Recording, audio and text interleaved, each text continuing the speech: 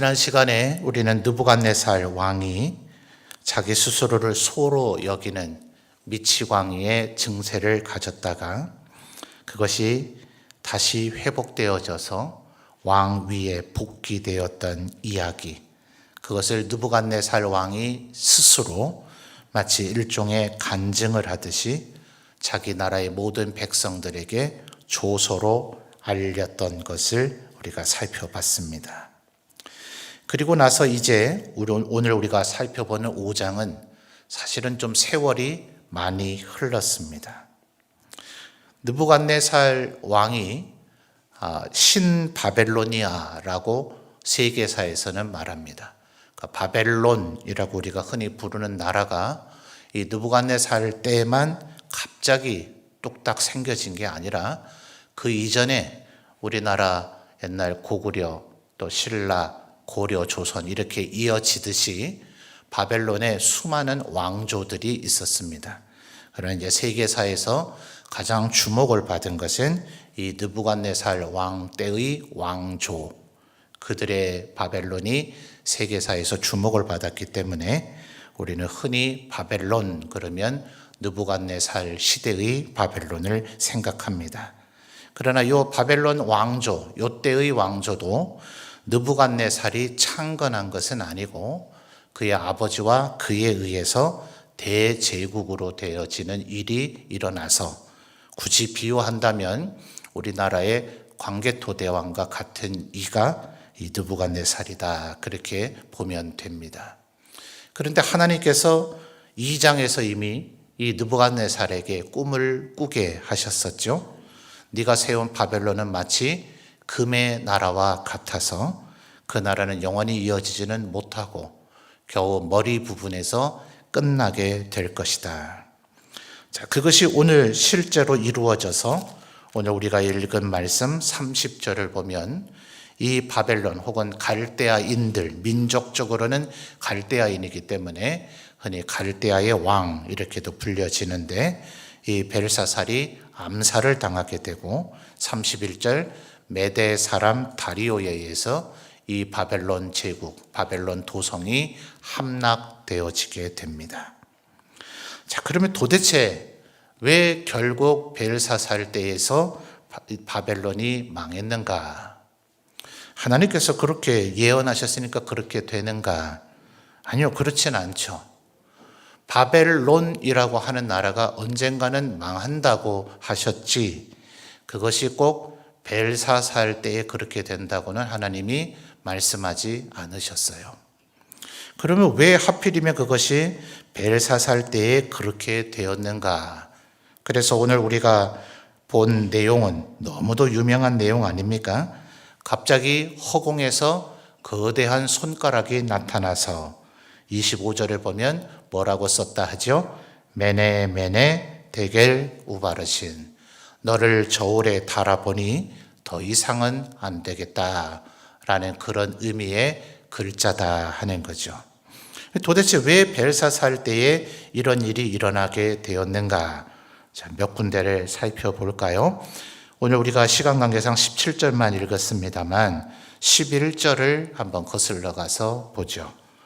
11절 상반절을 보면 왕의 나라에 뭐라고 얘기합니까? 거룩한 신들의 영이 있는 사람이 있으니 라고 얘기를 합니다. 이 얘기를 하는 사람이 누구인가? 10절을 보면 왕비라고 되어 있는데요. 사실은 우리나라는 중전마마, 그리고 왕의 어머니가 되면 대비마마, 또 왕의 할머니가 되어지면 대왕대비마마, 이런 식으로 모든 것에 대한 호칭이 굉장히 세분화되어져 있죠. 근데 사실은 서양권은 그렇지 않습니다. 그냥 형제, 이러니 이게 형인지 동생인지 오빠인지 남동생인지 사실 조금 모호할 때가 있습니다. 또 여형제 이렇게 얘기를 하니 이게 누나인지 여동생인지 이게 좀 모호할 때가 있어요. 그래서 사실 10절에 이 왕비라고 하는 단어도 그와 같은 단어이기 때문에 예전 개역 성경을 혹시 기억하시는 분들은 이 단어를 태후라고 하는 단어로 번역했습니다.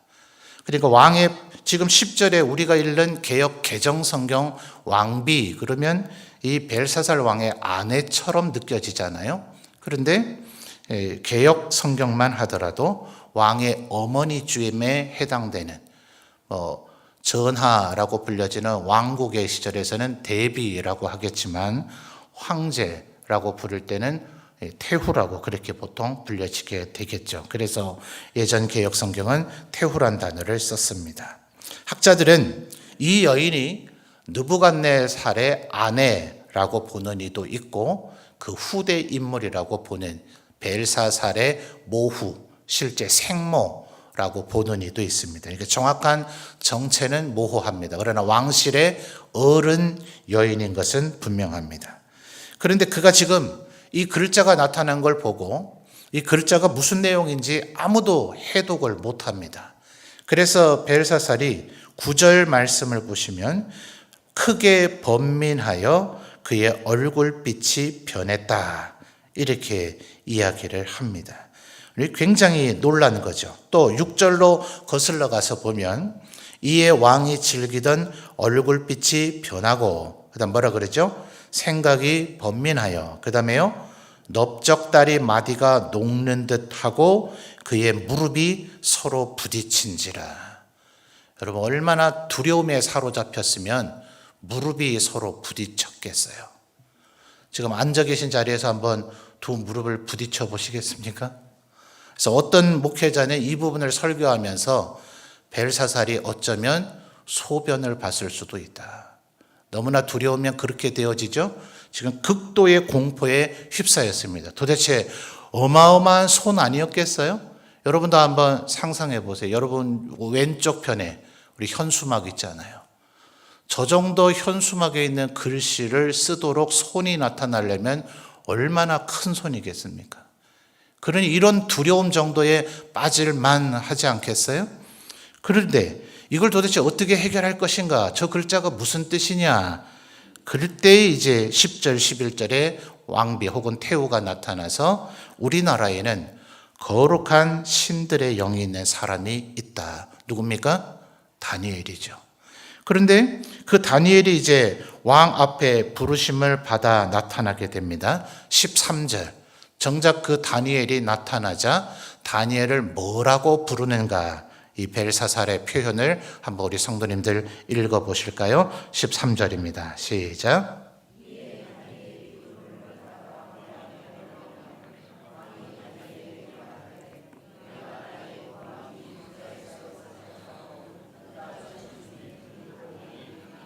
아멘. 성경엔 이런 얘기가 뭐 다 생략이 되어 있습니다만 바벨론도 대단한 나라 아닙니까? 소위 하무라비 법전이라고 하는 것이 이렇게 새겨져 있는 것들이 발굴이 되어져서 어떤 이들은 평가하기를 서양의 모든 법률의 근원적 체계 또 세계사적으로 하나님을 잘 믿지 않는 이들은 구약의 율법에도 이 바벨론인들의 법률 체계가 영향을 미쳤다 이렇게 주장하는 이들도 있을 정도입니다. 그러니까 얼마나 기록이 잘 되어져 있겠어요. 그러면 이 사람들이 이 기록이 다 되어져 있어서 느부갓네살 왕이 몇 년 동안 왕위에 있었는지 그리고 이 벨사살이라고 하는 사람이 왕위에 이르기까지 그 사이에 한 4-5명이 뭐 짧게는 2-3년 어떤 이는 1년 미만으로 왕위가 계속 교체됩니다. 왜 교체됐겠어요? 살해당했든지 죽었든지 뭔가 안 좋은 일들이 있었던 거죠. 그런데 그럴 정도의 세월이 흘렀다면 지금 다니엘은 굉장히 연로하신 분입니다. 그러면 아무리 신하라 하더라도 우리나라에도 조선시대에 다음 때의 젊은 왕이 왕위에 오르면 사실은 아버지의 신하였던 분들이죠. 아버지를 도와서 이 나라를 잘 경영했던 분들이고 자기가 갓난아기 왕자였을 때에 자기를 돌봤던 신하도 있었을 것이고 또 존중은 했겠지만 어쨌든 왕자의 스승으로서 왕사라 그러죠. 자기의 스승님이셨던 분들도 계시겠죠. 그래서 연로한 신하들을 향해서는 절대로 이렇게 막대게 부르지 않습니다. 경께서 이런 식으로 신하일지라도 그 연로한 신하들을 존중하죠. 근데 도대체 언제적 일입니까? 13절에 뭐라 했다고요? 나의 부왕이 유다에서 사로잡아 온 유다 자손 중에 그 다니엘이냐. 얼마나 멸시와 경멸을 가지고 지금 다니엘을 부르고 있습니까? 첫째로 인간의 도리가 안 돼 먹은 사람이에요. 예의도 없고 교양도 없는 그런 사람인 거죠. 더군다나 태후와 비교를 해본다면 영적인 일에 전혀 관심이 없는 거죠. 느부갓네살 왕의 첫 번째 꿈을 해석을 해주고 그리고 세 친구가 금신상에 절하지 않고 풀무불 가운데서도 살아남고 그리고 다니엘이 얼마나 기가 막혔으면 20절에서부터 22절까지 바로 지난 시간에 우리가 살펴본 다니엘 4장에 느부갓네살 왕이 겪었던 그 일을 상세하게 열거하죠. 그러면서 22절에 다니엘이 마지막으로 강조하는 게 뭡니까? 왕은 그의 아들이 되어서 이것을 그다음 뭐라 그래요? 다 알고도 아직도 마음을 낮추지 아니하고 조금 거칠게 말하면 뭡니까? 너 아직도 정신 못 차렸구나. 지금 이 얘기를 하는 겁니다. 느부갓네살 왕이 4장을 잘 기억해 보시고 찾아보시면 스스로를 미치광이로 여겼던 기간이 얼마인가? 성경은 7때라고 되어 있어요. 이 때라고 하는 단어가 언제 어느 기간을 말하는 것인가? 여기 이제 두 가지 정도로 나눠지는데 짧게 보는 일은 6개월이라고 보고 어떤 이는 1년을 의미하는 것이라고 봅니다. 6개월 만이라고 하더라도 얼마입니까? 3년 6개월. 만약 그 때가 1년을 의미하는 거라면 무려 7년. 여러분 한번 상상을 해보세요. 대제국의 황제가 미쳐버렸어요. 그러니까 그 사람이 미쳐버리면 어떻게 왕위를 그냥 두겠습니까? 분명히 섭정이든 아니면 왕위를 아예 계승해버리든 다른 사람이 쿠데타를 하든 분명히 새로운 통치자가 생겨졌을 겁니다. 그들은 느부갓네살의 친족이었고 그러니 느부갓네살을 굳이 죽일 필요는 못 느끼겠죠. 미치광이니 왕권에 아무런 위협이 되지를 않잖아요. 왕족은 또 함부로 죽이면 안 됩니다. 마치 죽이면 저주를 받는 것과 같은 그런 느낌을 갖도록 고대의 모든 왕실들이 그런 분위기를 조성했습니다. 그래야 어떤 날 나도 죽음을 당하지 않을 테니까. 죽이지 않았습니다. 무려 7년이나 흘렸어요. 그런데 어느 날 갑자기 그가 제정신이 돌아왔고 성경은 그 부분에 대해서 상세히 묘사하고 있지는 않지만 한때 무려 7년 동안이나 아무리 짧게 봐도 3년 반 동안이나 미치광이가 됐던 사람이 앞으로 또 미치지 말라는 법이 있나요? 그런 사람에게 대제국의 왕위를 되돌려 주겠습니까? 여차하면 지금 오늘 우리가 5장에서 본 것처럼 바벨론이라는 나라가 완전히 멸망당해 버려서 메대 또 파사인들에게 바벨론 왕족들은 다 학살당합니다. 여차하면 그냥 나라 망하고 끝낸 게 아니라 그 가문의 사람은 다 죽는다고 봐야 됩니다. 그래서 공동 운명체가 되는 거죠. 그러니 절대로 이런 사람이 최종 리더십을 갖도록 하면 안 되는데 그 느부갓네살이 다시 왕위에 복귀해서 그 뒤에 꽤 오랜 기간 통치를 했습니다. 이건 정말 세계사의 유래에서도 찾아볼 수가 없어요. 여러분 어떤 의사가 치료해 줬나요? 치료해 주지 않았죠. 그래서 이 부분에 대해서 의심을 갖는 이들이 많았습니다. 스스로 소가 된 것처럼 미치광이가 됐다가 4장을 보면 어느 날 갑자기 하늘을 우러러 내가 보았더니 그때 제정신이 돌아왔다 그래요. 그 누구도 치료 행위를 해준 게 아닙니다. 이런 일이 가능한가 싶어서 수많은 사람들이 부정적으로 이 4장의 내용은 엉터리다 이런 걸 입증하기 위해서 전 세계에 이와 비슷한 사례가 있는가를 철저히 연구해 봤습니다. 우리에게 뭐 그렇게 잘 알려져 있는 일은 아니지만 유럽 왕실의 나라마다 이런 일이 간혹 일어났습니다. 요즘의 과학자들은 유럽 왕실들은 대부분 근친혼을 많이 했어요. 이제 그것 때문에 생겨진 일종의 병 증세의 하나로 봅니다. 그러나 그들 모두가 왕 위에 복귀한 건 아니었어요. 한 번 미치광이가 된 사람을 도대체 언제 또 미칠 줄 알고 그를 왕 위에 두겠습니까? 사울 왕이 완전히 왕권을 행사하지 못할 정도로 미친 건 아니지만 광증 증세 때문에 다니엘이 수금을 연주해 주면 그나마 진정이 됐지만, 그렇지 않을 때는 다윗과 요나단을 비롯한 측근 사람들을 마구잡이로 죽이려고 했던 일을 알잖아요. 우리나라에도 그 유명한 사도 세자, 자신의 측근들, 상궁, 나인, 내시들을 얼마나 많이 죽였습니까? 후궁도 죽였어요. 물론 이 내용이 조작된 것이다 라고 주장하는 이들도 있긴 하지만 사람이 죽어나간 건 분명한 일입니다. 그러니 결국 비극적으로 아버지가 아들을 뒤주에 가둬놓고 굶겨 죽이는 참극이 벌어지기도 하잖아요. 세상 인류 역사에 미쳐버린 왕들은 많지만 그 왕이 다시 왕 위에 복귀된 예는 없습니다. 느부갓네살이 유일합니다. 그런데 4장에서 그가 조서를 내렸잖아요. 이거는 우연한 일로 일어난 것이 아니라, 자, 4장 1절 다시 한번 거슬러 가서 볼까요? 4장 1절 같이 읽어볼까요? 시작.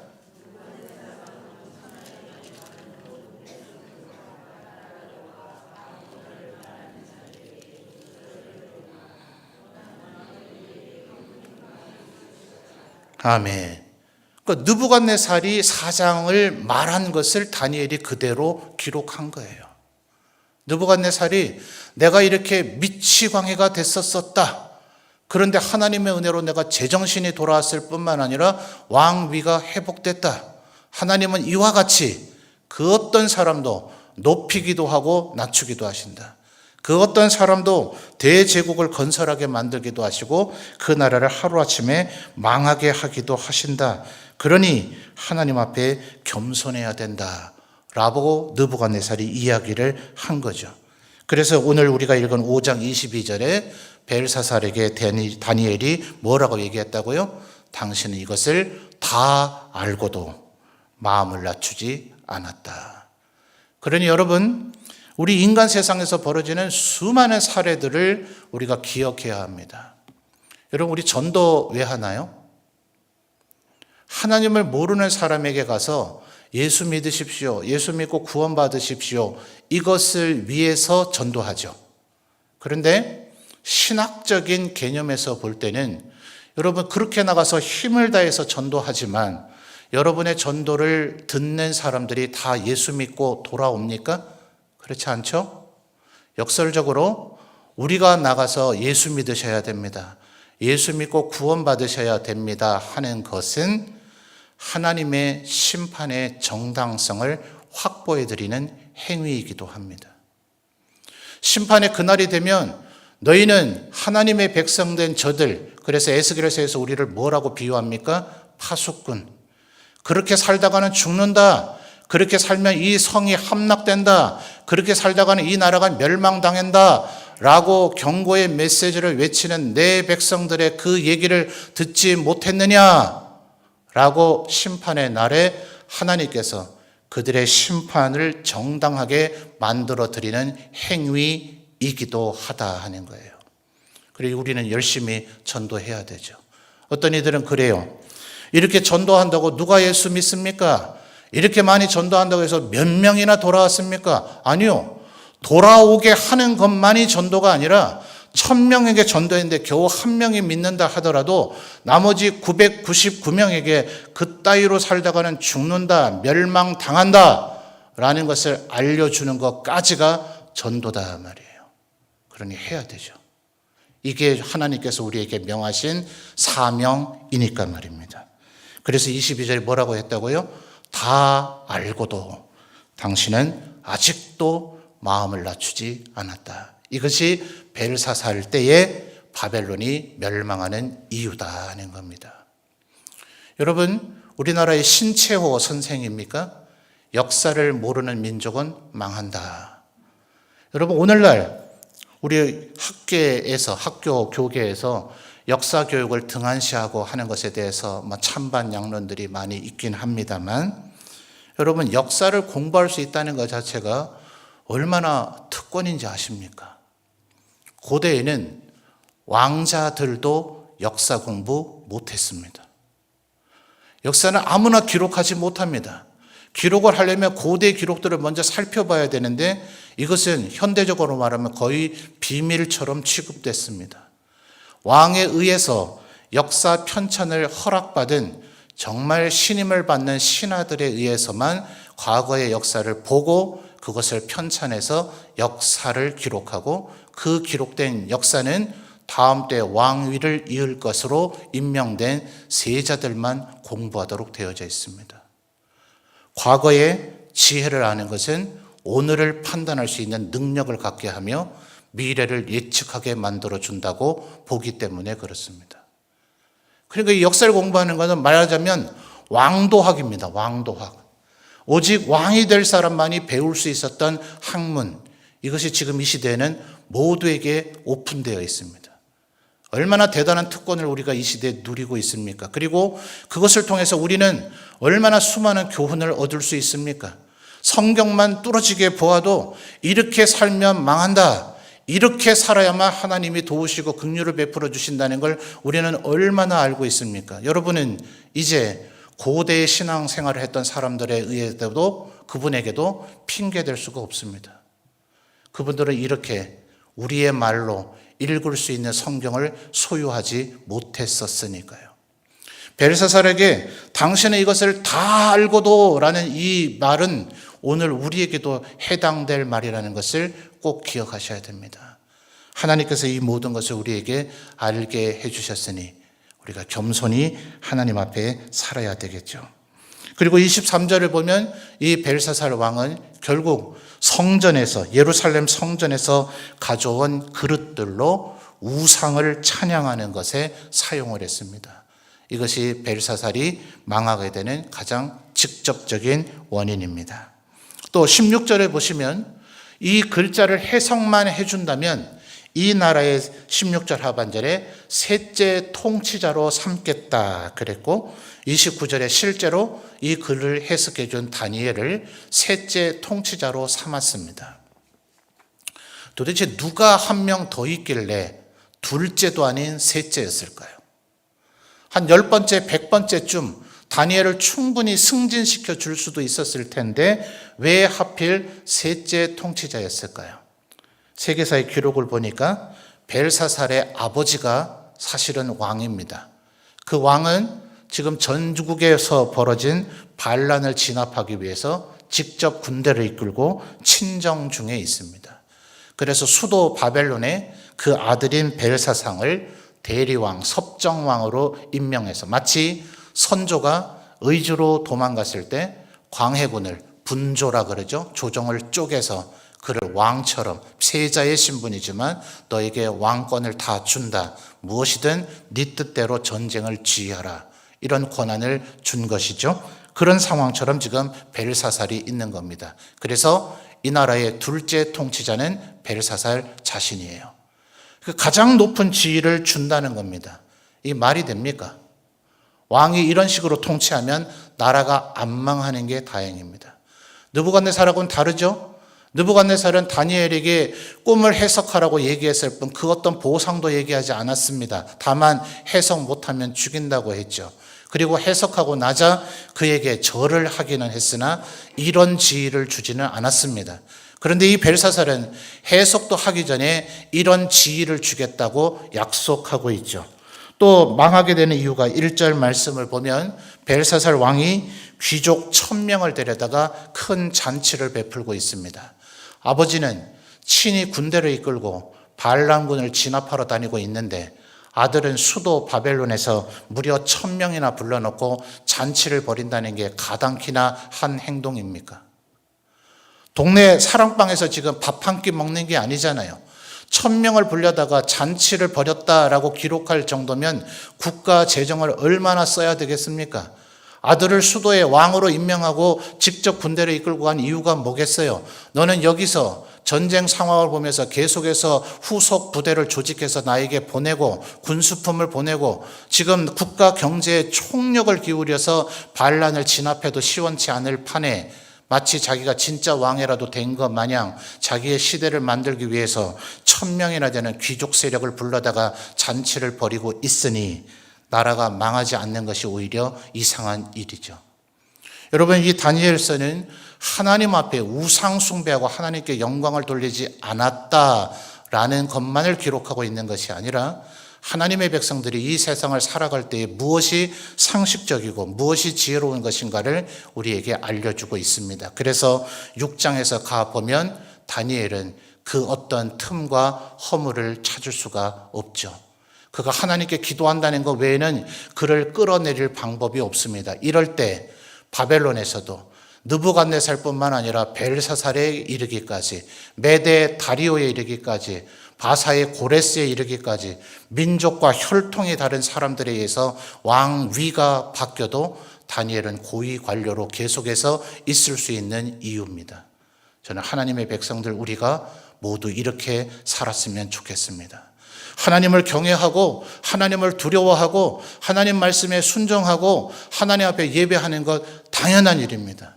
그러나 나이가 많은 신료를 내가 아무리 왕이라 할지라도 그를 존중하는 것, 내가 아무리 왕의 지위에 이르렀다 하더라도 아버지가 지금 어떤 고생을 하고 있고 나라 꼴이 어떻게 돌아가고 있는지를 안다면 내가 어떻게 처신해야 될까를 지혜롭게 아는 것, 그리고 그런 영적인 사람들을 어떻게 존중해야 되는지 아는 것, 함부로 셋째 지위를 보장해 주는 그런 망언을 하지 말아야 되는 것, 이런 상식이 통하는 사람이 하나님께서 이 세상 살아가는 동안에도 복을 주시며 하나님의 말씀은 우리에게 그것까지도 교훈하고 있다는 겁니다. 다시 한 말씀드립니다. 우리 교단에 성경 다음으로 우리가 존중하는 표준 문서인 웨스트민스터 신앙 고백서는, 성경은 우리가 이 세상에서 어떻게 살아야 되는지를 직접 진술해주고 어떻게 살아야 하는지를 추론하게 만들어준다. 성경을 부지런히 묵상하십시오. 복 있는 사람은 하나님의 말씀을 주야로 묵상한다 했으니 주야로 묵상하십시오. 그리고 이 안에서 지혜의 근원이신 하나님으로부터 오는 지혜를 얻으십시오. 그래서 이 세상 사람 그 누구도 입을 댈 수 없는, 우리가 이 세상을 가리키며 그것은 옳지 않은 것이다, 이 세상을 비판할 수는 있으되 이 세상에서 판단받지 않는 그런 하나님의 백성으로 그리스도의 향기를 드러내는 사람으로 살아가시기를. 그래서 하나님께서 우리를 저울에 달아보셨을 때 메네 메네 데겔 우바르신 이라는 이런 말을 듣는 자가 아니라 너는 진실로 착하고 충성된 종이다, 이런 인정을 받으시는 우리 모든 성도들이 되시기를 주님의 이름으로 축원합니다.